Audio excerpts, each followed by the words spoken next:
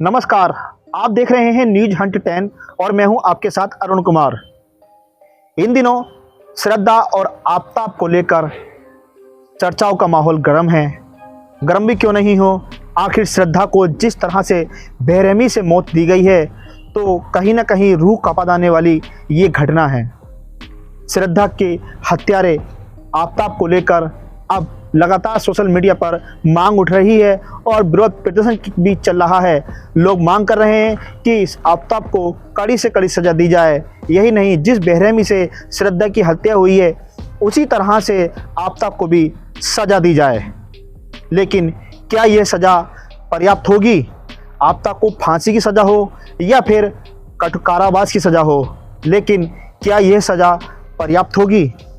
जिस तरह से श्रद्धा की हत्या की गई है, आने वाले समय में भी क्या इस तरह से और कोई लड़की श्रद्धा ना बन जाए, उसे लेकर सरकार क्या कदम उठाएगी, यह तो देखने वाली बात होगी। श्रद्धा की मौत के लिए क्या सिर्फ आफताब ही दोषी है? यह सवाल हर किसी के जहन में कौंध रहा है। आफताब अकेला श्रद्धा का हत्यारा नहीं है। श्रद्धा की हत्या के और भी कई लोग हैं जो इस बात की गवाह तस्दीक दे रहे हैं कि श्रद्धा की हत्या अकेले आफताब ने ही नहीं की, बल्कि कई और लोगों ने भी की है। श्रद्धा की हत्या के बेहत्यारे कौन हैं, यह जानना भी बेहद आवश्यक है। जिस बेरहमी के साथ श्रद्धा के 35 टुकड़े करके उसकी हत्या की गई है, ये घटना रूह कांपा देने वाली है।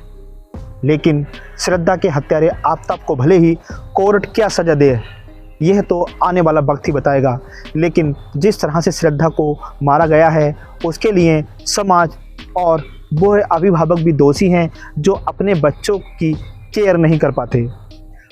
दिल्ली की श्रद्धा बाकरा हत्याकांड ने पूरे देश को हिलाकर रख दिया है। इस हत्याकांड के राज खुलने के साथ ही लोगों के रोंगटे खड़े हो रहे हैं। लोगों को यह सोचकर ही रूह कांप रही है कि कोई गुस्से में अपनी प्रेमिका की हत्या कर उसकी लाश के टुकड़े टुकड़े कर जंगल में फेंकता रहे। हैवानियत भरी इस घटना ने लोगों के मन में इस कदर आक्रोश पैदा कर दिया है कि अब श्रद्धा के हत्यारे को क्रूरतम सजा की मांग उठने लगी है।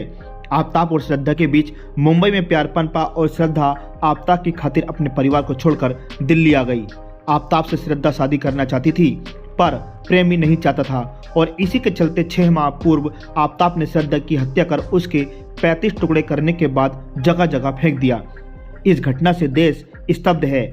हालांकि यह कोई पहली घटना नहीं है जब लिव इन रिलेशनशिप में रहने के दौरान एक प्रेमी ने बेरहमी से प्रेमिका की हत्या कर उसके 35 टुकड़े किए। इससे पहले भी इस तरह की घटनाएं हो चुकी हैं। वर्ष 2008 में मुंबई के नीरज ग्रोवर हत्याकांड को देश भला कैसे भूल सकता है, जब कन्नड़ अभिनेत्री मारिया ने अपने प्रेमी के साथ मिलकर नीरज की हत्या कर शरीर के 300 टुकड़े किए थे।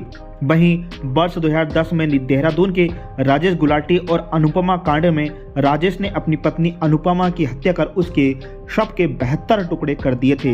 यही नहीं, वर्ष 1995 में नैना साहनी हत्याकांड भी इसी तरह हुआ था, जब उसके पति सुशील ने नैना की हत्या कर शव को तंदूर में झोंक दिया था। यह सभी हत्याकांड लिव इन और प्यार में धोखा खाने के दौरान हुए। सबसे बड़ा सवाल उठता है कि आखिर इन सब हत्याकांड के पीछे आखिर दोषी कौन है? एक बारगी आपके मुंह से यही निकलेगा कि प्रेमी और प्रेमिका, लेकिन इन सबसे अलग दोषी वह लोग भी हैं जिन्होंने इस तरह के कांड को बढ़ावा देने का काम किया है। वर्तमान में सभ्य समाज में रहने वाले आज इस कदर अपनी दुनिया में खोए हुए हैं कि उन्हें घर परिवार यहाँ तक कि अपने बच्चों तक से बात करने की फुर्सत नहीं है। पैसे की चकाचौंध ने उन्हें पूरी तरह से परिवार से अलग कर दिया है। ऐसे में नई जनरेशन किस दिशा में जा रही है, इसका अनुमान लगा पाना मुश्किल ही नहीं, नामुमकिन भी है। ऊपर से इंटरनेट के युग में नकारात्मक हो रहे हैं। श्रद्धा हत्याकांड में जो सबसे महत्वपूर्ण बात निकल कर आई है उसमें सोशल मीडिया भी एक हथियार बनकर सामने आया है, क्योंकि हत्यारे आफताब ने नेट के माध्यम से ही श्रद्धा से दोस्ती की और बाद में हत्या करने के लिए उसने इंटरनेट का सहारा लिया। अब ऐसे में समाज को और अभिभावकों को सोचना होगा कि अगर उन्हें अपने बच्चों को सही राह दिखानी है और उनके बच्चे गलत दिशा में नहीं जाएं, तो उसके लिए समाज और अभिभावकों को बदलना होगा, वरना रोज श्रद्धा जैसी मासूम बेटियां आफताब जैसे दरिंदों की शिकार होती रहेंगी। आज के वर्तमान युग में जिस तरह से पैसे को लेकर आपाधापी मची हुई है, हर कोई पैसे की तरफ भाग रहा है।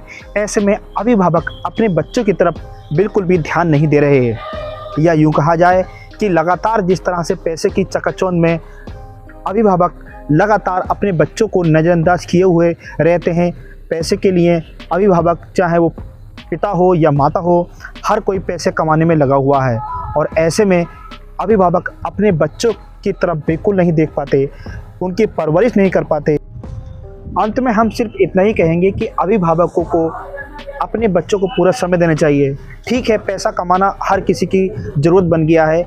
वर्तमान में जिस तरह से महंगाई बढ़ रही है, ऐसे में पैसा कमाना बहुत आवश्यक है, लेकिन अभिभावकों को भी यह देखना चाहिए कि वह पैसा कमाने की होड़ में अपने बच्चों से दूरी नहीं बनाएं, बल्कि बच्चों को अपने साथ रखें और उनकी ज़रूरतें पूरी करने के साथ ही उनके साथ बैठें, उनकी बातों को सुनें। बच्चा क्या चाहता है यह महसूस करें। यही नहीं कि आप पैसा कमाने में व्यस्त हो जाएं, लेकिन बच्चा क्या कर रहा है आपको इससे कोई मतलब नहीं।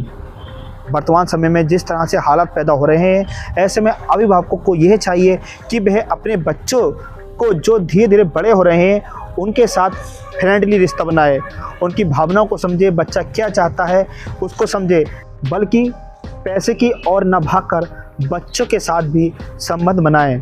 बच्चों को समझाएं कि समाज में जिस तरह से माहौल बन रहा है उसको लेकर बच्चों को बारीकी से समझाएं और उनको अच्छे और बुरे के बारे में बताएं, ताकि बच्चा सही दिशा में जाए। अच्छी लगी हो तो कृपया करके आप हमारे चैनल को लाइक, शेयर और सब्सक्राइब करना नहीं भूलें। साथ ही कमेंट्स बॉक्स में अपनी राय भी अवश्य दें।